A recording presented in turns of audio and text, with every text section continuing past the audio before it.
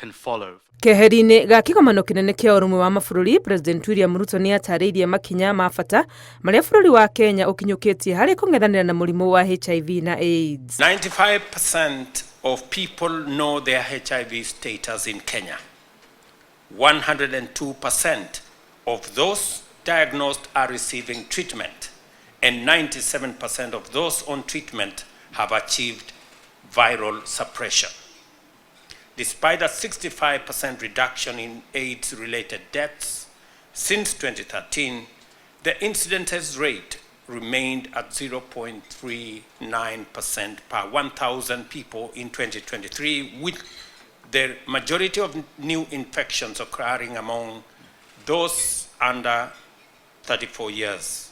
Ũhotani ũyũ Kenya ĩgĩte naguo mbara-inĩ ya kũng'ethanĩra na HIV wonekete kũrũmĩrĩra ũnyitanĩri wa mabũrũri, ũndũ ũrĩa ũronania ũguni wa mabũrũri gũkorwo na ũrũmwe. Today we will celebrate our collective achievements and reaffirm our commitments to end this disease. You have shown that multilateralism is not just a theory, a concept. It is the way we have saved lives and kept the world secure.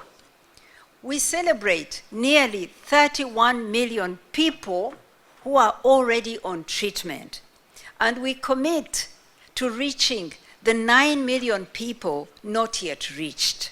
Gĩikaro-inĩ gĩkĩ President Ruto nĩ atarĩirie mĩbango ya thirikari gwetha mbeca ciayo cia kũng'ethanĩra na HIV, kuona ũteithio ũrĩa tũkoretwo tũkĩamũkĩra nĩ ũnyihĩte. Kenya has historically relied on bilateral and multilateral aid to fund its annual HIV aid budget, which stands at Kenya shilling 24.5 billion. However, with declining external funding, it is imperative that we develop robust mechanisms to make our HIV response funding more predictable and more efficient. To this end, Kenya is implementing a financing transition roadmap that focuses on governance, stewardship, domestic resource mobilization, program efficiency, and sector-wide integration.